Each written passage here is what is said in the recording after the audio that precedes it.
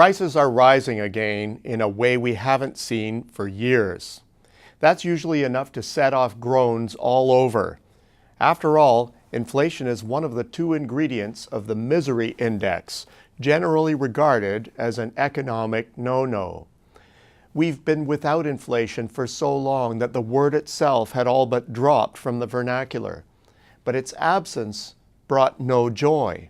It was missing for all the wrong reasons: weak demand, structural challenges, uncertainty on multiple fronts. So, if it's back, should we be ecstatic? Should we be relieved? Or should we be worried? Recent history serves up a good answer. Prices rose sharply in 2008 as demand pressed the limits of productive capacity the world over, and concern mounted. Recession fixed that. Consumer prices plunged, tumbling into the red in the US, Canada, and Japan, and getting close to negative numbers in Europe. But the movement didn't calm concerns. It exacerbated them. Inflation is bad, but deflation is worse. Perplexity turned into panic as job one became stabilization. Considerable efforts paid off. Prices did revive, meandering in a slow growth range for about 5 years. We still weren't happy though, as prices were reflecting stubbornly sluggish demand. Then, in mid-2014, panic 2.0. Prices slumped again, sparking fears that even the meager growth we were seeing was faltering. Those worries lasted about a year.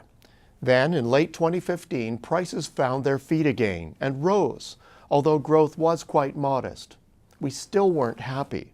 It seems that at long last the world swung into gear in mid-2016. Since then, prices in most of the developed world have climbed up into target range, and in some cases, above target for brief episodes.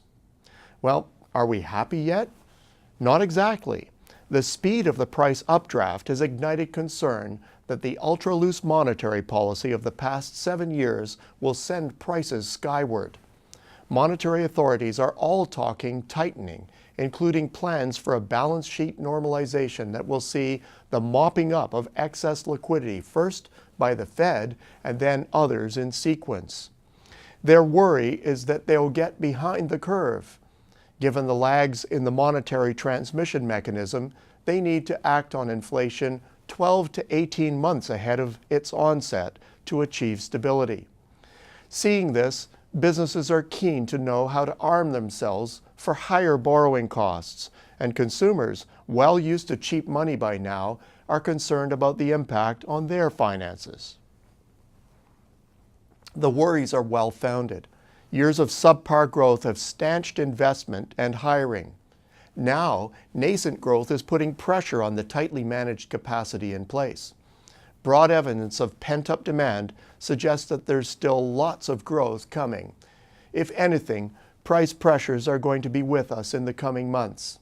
It's key to know that this new price spurt, obvious in North America, Western Europe, and even Japan, is happening for good reasons, conditions we have longed for since the recession. In that sense, a little inflation is not a bad thing. But as it occurs, the greater worry is managing price expectations. If those get out of hand, they're difficult to control without tough monetary medicine. Canada's recent experience is similar to everyone else's, although the context for us is quite a bit different. Where others are seeing pent-up demand, Canada's internal fundamentals are more frothy. Consumers are carrying outsized and growing debt loads, making them more acutely sensitive to interest rate hikes. The housing market is in bubble territory and also vulnerable to monetary tightening. But the irrepressible intensity of domestic activity, together with recent red-hot export growth, has the Bank of Canada talking about a rate ratchet before the year is out. The shift is a key challenge not only for Canada, but for monetary authorities everywhere. What we are witnessing is a welcome but worrisome regime shift from ultra-loose financing to what we used to know as normal.